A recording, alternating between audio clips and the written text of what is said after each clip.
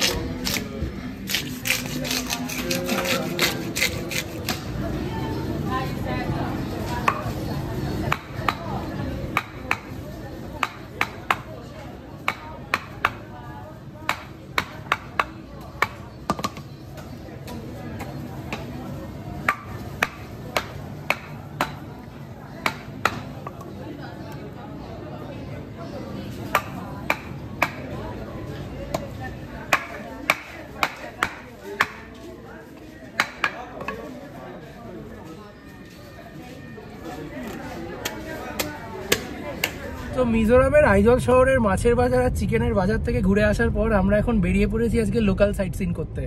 তো ফার্স্ট যে স্টপ আমাদের, আমরা যাচ্ছি এখন সোলোমন টেম্পল। সোলোমন টেম্পলের হিস্ট্রিটা আমি ওখানে গিয়েই বলবো, তার আগে আমরা আগে ওখানে গিয়ে পৌঁছই। আর আমাদের তো দুটো গাড়ি, বড় গাড়ি একটা ছোট গাড়ি, আমরা এই ছোট গাড়িটাতে কৃত্তিকা আছে, মোহর আছে আর কৃত্তিকার বাবা আছে। তো এখন আমরা যাই সোলোমন টেম্পলে, গিয়ে আমি যাচ্ছি সেখানে গিয়ে বলবো সোলোমন টেম্পলের হিস্ট্রি। যাচ্ছি, আর আমাদের যে নিয়ে যাচ্ছেন ওনার নাম হচ্ছেন মোয়ে। তো সব থেকে মজার বিষয় হলো উনি বহুদিন কলকাতায় ছিলেন, তো যেহেতু উনি বাংলা পরিষ্কার বুঝতেও পারেন এবং বলতেও পারেন, তো এটা আমাদের খুব সুবিধা হয়েছে। তো আর মানে কথা বলতেও খুব সুবিধা হয়েছে। তো যাই এখন ওখানে যাই, আকাশটা খুব পরিষ্কার নীল আকাশ, একদম একটুও মেঘ দেখা যাচ্ছে না আপাতত। তো আশা করি ফিঙ্গার ক্রসড আমরা খুব ভালো ঘুরতে পারবো আজকে।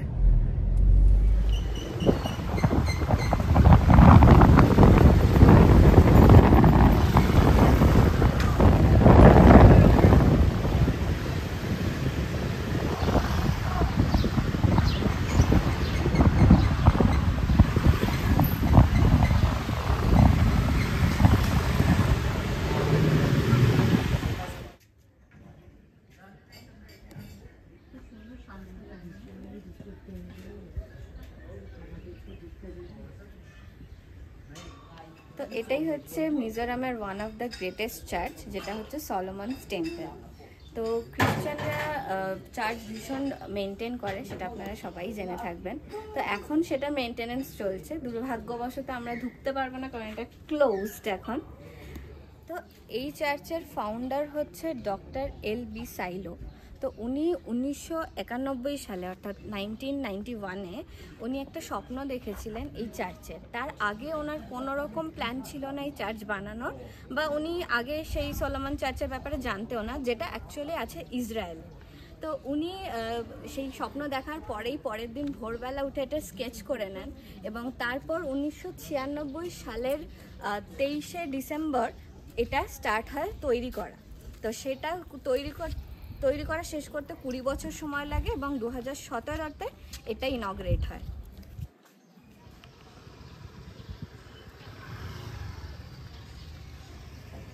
তো কৃত্তিকা যেমন অলরেডি বললো এখানকার একটা ব্রিফ হিস্ট্রি নিয়ে, তো আমি ওর মধ্যে জাস্ট একটু অ্যাড করতে চাই। তো সেটা হলো যে আমি জুম করে পরে দেখাবো, এই যে চার্চটা, এটাকে টেম্পল কেন বলে, Solomon's temple. Why Solomon's temple? তো বেসিক্যালি এটা চার্চ হবে না টেম্পল হবে এরকম কোনো স্বপ্ন কিন্তু ডক্টর এলবি সাইলো দেখেননি। উনি জাস্ট এই মন্দিরটা তৈরি করেছিলেন উনি স্বপ্ন পেয়েছিলেন বলে। কিন্তু পরবর্তীকালে এখানকার যে খ্রিশ্চান কমিউনিটি তারা কিন্তু এই চার্চটাকে সম্পূর্ণ মেনটেনেন্স করেছে, এবং যেহেতু কনস্ট্রাকশন চলাকালীন ডক্টর সাইবো মারা যান, তারপর কিন্তু এইটা খ্রিশ্চান কমিউনিটিটাই সম্পূর্ণভাবে মেনটেনেন্স করে চলেছে। তো যে কারণে এটা এখন সোলোমনস টেম্পল নাম হলেও এটা ইউজ হয় কিন্তু একটা চার্চ হিসাবে। এই চার্চটার টোটাল ক্যাপাসিটি হচ্ছে 2000 সিটের, ভেতরে 2000 জন ভালোভাবে বসতে পারে, আর বাইরের যে ক্যাপাসিটি টোটাল 10,000 লোক এখানে অ্যাকোমোডেট করতে পারে। এই চার্চটা তৈরি হয়েছে 4টে পিলারকে বেস করে। যে সেন্ট্রাল পিলারগুলো আছে সেই সেন্ট্রাল পিলারের পাশে আপনারা দেখতে পাবেন ওখানে দেখা যাচ্ছে যে জুডাইজম মানে ইহুদিদের যে ধর্ম, সেই জুডাইজমের যে স্টার অফ ডেভিড যেটাকে ওদের সিম্বল বলা হয়, সেই সিম্বলটা কিন্তু ওখানে দেখা যাচ্ছে। অ্যাকচুয়াল যে সোলোমনস টেম্পল বা সোলোমনস ওয়াল যেটা এখনও অবধি জীবিত আছে, ইহুদিদের খুব স্যাক্রেড প্লেস মনে করা হয়, যেটা হচ্ছে জেরুজালেম শহরে ইসরায়েলের, সেই মন্দিরের সাথে কিন্তু এই চার্চটার বহু ক্যারেক্টারিস্টিক্সের মিল আছে। তো বেসিক্যালি ওই জন্য বোঝা যাচ্ছে যে ধর্ম যাই হোক, মানে ধর্ম যেভাবেই যাই থাকুক, মানুষ কিন্তু মিলিত হয় সেই একটা জায়গাতে গিয়েই, সেটারই একটা পরিচয় দিচ্ছে কিন্তু এই সোলোমনস টেম্পল। আমি ওই স্টার অফ ডেভিডটা জুম করে দেখাবো। এই হচ্ছে চার্চের সেন্ট্রাল পিলার, আর এই হচ্ছে দ্য স্টার অফ ডেভিড, যেটা হচ্ছে জুদাইজমের সিম্বল। জুদাইজম মানে হচ্ছে ইহুদিদের যে ধর্ম। আর আপনারা খুব ভালো করেই জানেন এই সিম্বলটা কিন্তু ইসরায়েলের ন্যাশনাল ফ্ল্যাগেও দেখা যায়।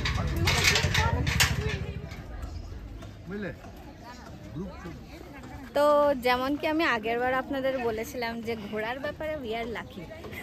তো আমাদের এখানে সিকিউরিটি গার্ডকে আমরা একটু রিকোয়েস্ট করলাম যে যদি আশপাশটা একটু ঘুরে দেখা যায়, তো উনি অ্যালাউ করে দিলেন। তো যাই এবার একটুখানি আশপাশটা ঘুরে দেখি, আপনাদেরও দেখাচ্ছি।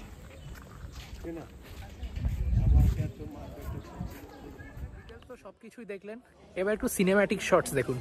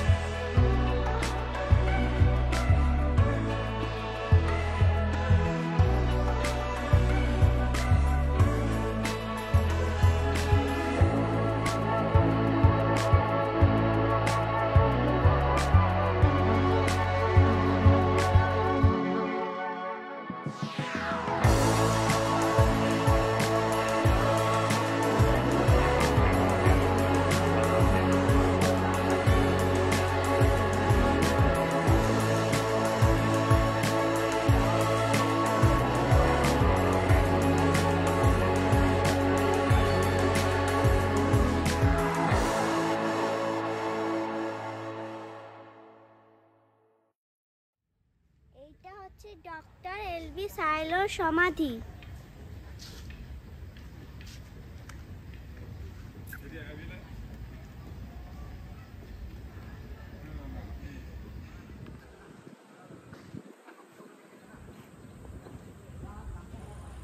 কি গো, ক্যালকাটা হাইকোর্ট থেকে গুয়াহাটি হাইকোর্টে এসে কেমন লাগছে? হ্যাঁ, ক্যালকাটা হাইকোর্ট থেকে সোজা গুয়াহাটি হাইকোর্টের আইজল বেঞ্চ। আরে ভাবছি এইখানে ওকালতি করলে কতটাই না ভালো হতো। কি আমরা গরমের মধ্যে কোট গাউন পরে সারাদিন ঘাম মুছি, আর এইখানে ওয়েদার, আহা এখানে একটা বাড়ি নিয়ে থেকে গেলেই হয়। আচ্ছা, আমাদের বন্ধুরা কিন্তু এতদিনও জানে না যে তুমি কি করো, কারণ আমরা বলিনি। বাই প্রফেশন আমি অ্যাডভোকেট, হ্যাঁ, প্র্যাকটিস করি। দারুণ। চলো থেকে যাই, এখানে থাকলেই হয়। আমি মোমো বেচবো। কিরে মোমো, বল কেমন লাগছে মোমো? তুই মোমো বেচবি আমার সাথে? হ্যাঁ, খাবো তারপর খাবো মোমো। খাবো তারপর? তোমার মোমো। আমার মোমো তুই খেয়ে নিবি? হ্যাঁ, পয়সা দিবি? হ্যাঁ, পয়সা দেবো। তুমি বানাবে আর আমি খাবো, ভালো লাগবে তারপর। আচ্ছা, আপনার কেমন লাগছে? আমার তো দারুণ লাগছে।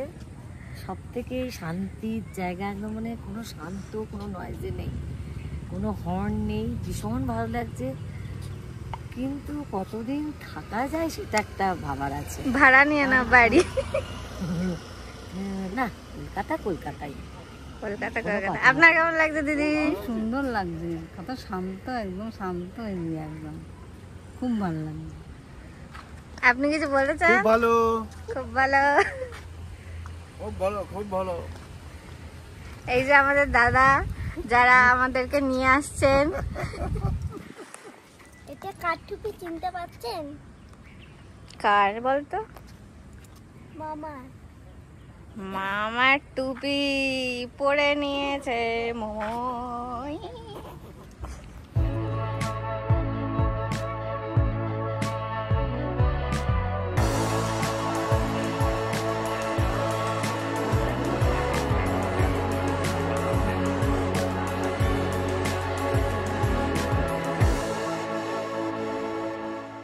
এখন আমরা চলে এসেছি লাল সাবুঙ্গা পার্ক।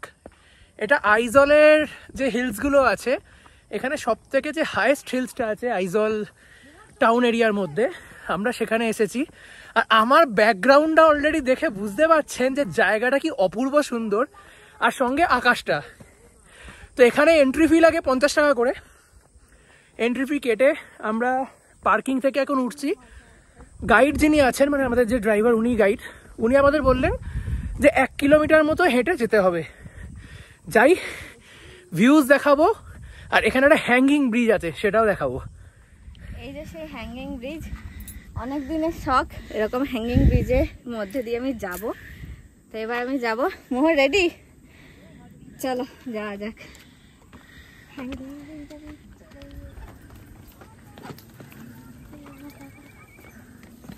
কি কেমন এক্সপিরিয়েন্স?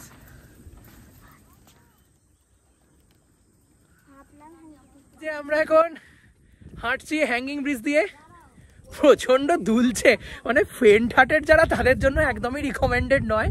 যদি আপনার বুকে সাহস থাকে তবেই আসুন। বাট দারুণ অ্যাডভেঞ্চারাস এটা। ছোট মানুষ তো আসলে এটা খুব কাঁপছে, কিন্তু আমার ভীষণ মজা হচ্ছে। আর সব থেকে সুন্দর লাগছে দুদিকের ভিউ, মানে জাস্ট অসাধারণ ভিউ, এটা বলে বোঝানো যাবে না। আর কি পিসফুল চারদিকটা, পুরো শান্ত, পাখি ডাকছে। শুধু একটুই সমস্যা, সেটা হচ্ছে এত স্কর্চিং সান, ভীষণ গরম লাগছে।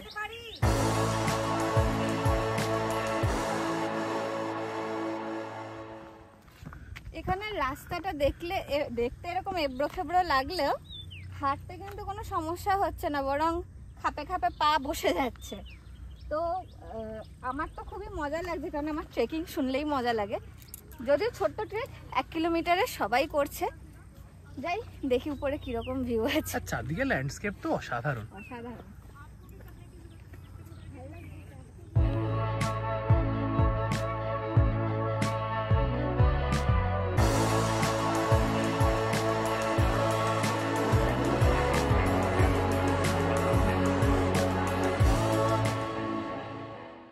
থ্রি 360 ডিগ্রি ল্যান্ডস্কেপ, চোখ জুড়িয়ে যাচ্ছে দেখে, পূর্ব সুন্দর। আমি খুবই এক্সাইটেড, কারণ এখানে আরেকটা হ্যাঙ্গিং ব্রিজ পেয়ে গেছি। তো ওনারা চলে এলে আমি যাব, আর আরো দুজন আসছে, ওরা চলে এলে আমি যাব। এই যে সামনে যাচ্ছে কৃত্তিকা আর মোহর। এখানে আরেকটা হ্যাঙ্গিং ব্রিজ পেয়ে গেছি, আমরা এখন সেটাই যাচ্ছি। প্রচন্ড দুলছে এই ব্রিজটা, কারণ এই ব্রিজটা একটু বড় ব্রিজ। চারিদিকে সেরেন কি, আহা অপূর্ব। লালসাবারুঙ্গা পার্কটা কিন্তু মাস্ট ভিজিট, আসতেই হবে আপনাকে। তবে হ্যাঁ, যদি আপনি ফুল ফিট হন তবেই আসবেন।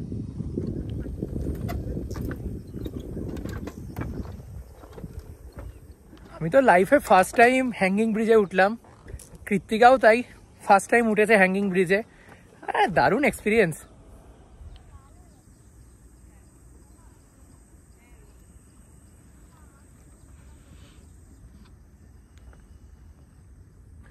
এসে গেছি অলমোস্ট টপে,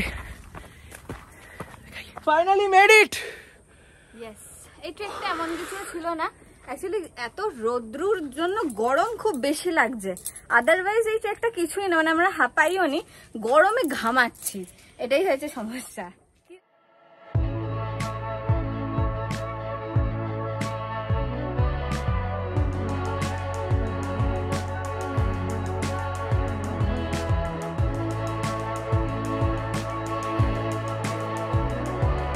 দেখুন ক্ষণিকের মধ্যে ওয়েদার চেঞ্জ। এই কালকে যে আমি ভিডিওর ক্যাপশনটা দিয়েছি না, হাইড অ্যান্ড সিক খেলে এখানকার ক্লাউডসগুলো, সত্যিই তাই। একটু আগে খটখটে রোদ্দুর এখনো আছে এই সাইডে, কিন্তু এই সাইডটা দেখুন পুরো কালো মেঘ। ক্ষণিকের মধ্যে চেঞ্জ, আমরা 5 মিনিটও হয়নি ওপর থেকে নামছি, সাংঘাতিক। এই নিচের রাস্তাটা দেখো,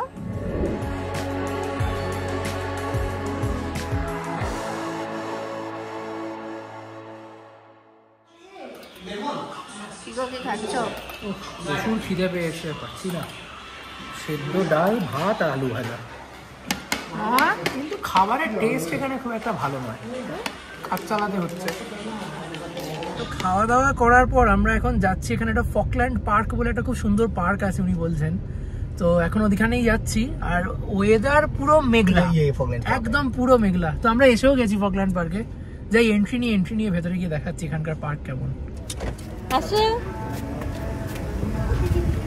মাদুল এখন বমি করে অসুস্থ হয়ে গেছে, সারা রাস্তা বমি করতে করতে এসছে। মাদুলের এখন খুব অবস্থা খারাপ, আলু ভাজা খেয়ে আছে।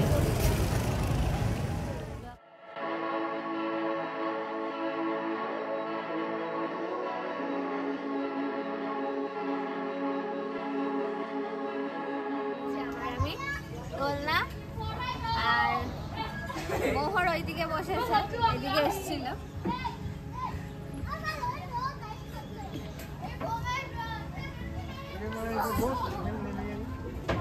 দাদু ওইদিকে ভিডিও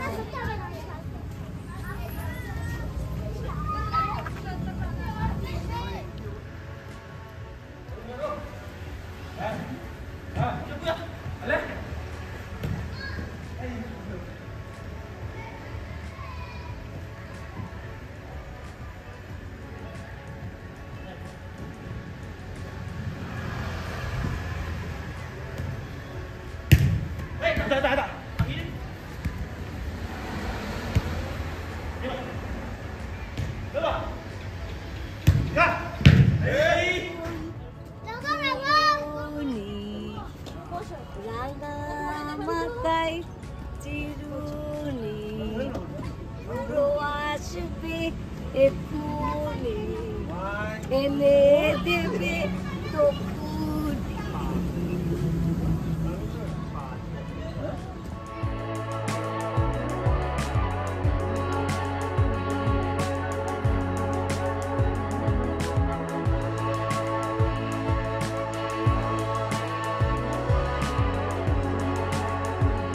থেকে আইজল সিটির ভিউটা জাস্ট স্টানিং লাগছে, স্টানিং। দেখাচ্ছি আপনাদের।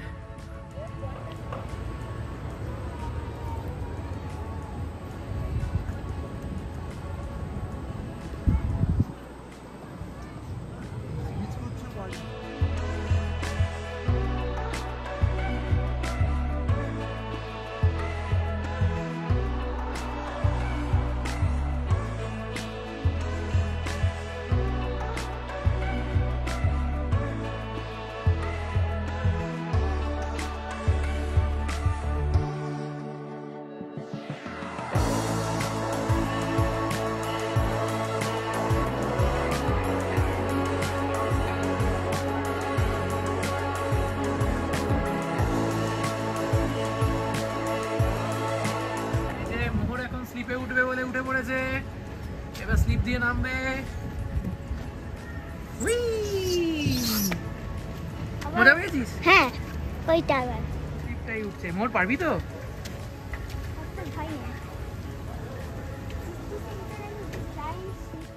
এই মোর এবার নামবে। এই এই উঠে পড়েছে।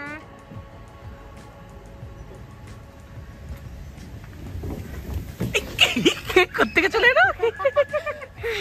কোথায় গেলি? জায়ান্ট স্লিপটা থেকে।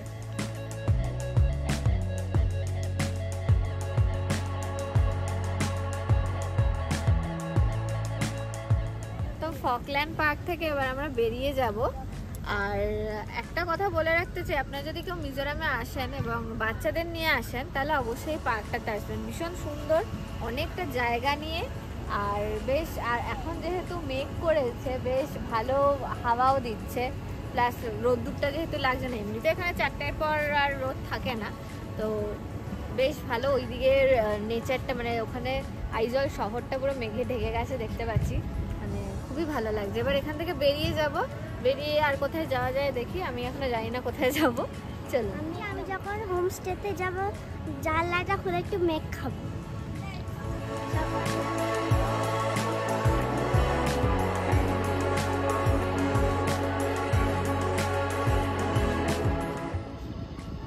তো আজকে লাস্ট আমরা এই ভিউ পয়েন্টে এসেছি। এই ভিউ পয়েন্টটা থেকে আইজল শহরটাকে পুরো সুন্দরভাবে দেখা যায়, আপনারাও দেখুন।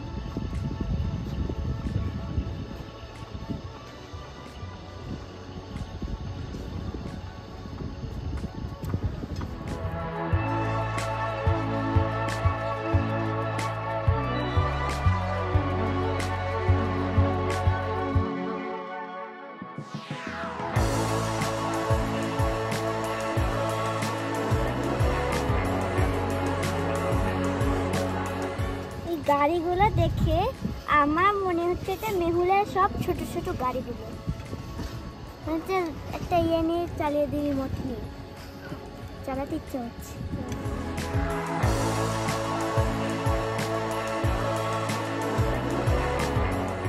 সারাদিনে সাইট সিন করতে করতে হয়ে গেছিল সন্ধে, এবং তারপর আমরা ডিসাইড করলাম যে এবার আমাদের হোমস্টেতে ফেরা দরকার।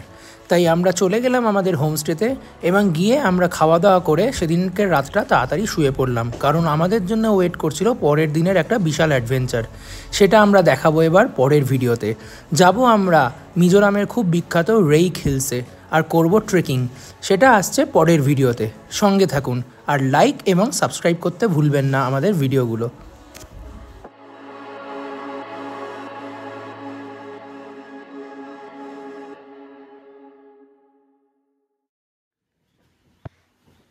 এগি কি হচ্ছে?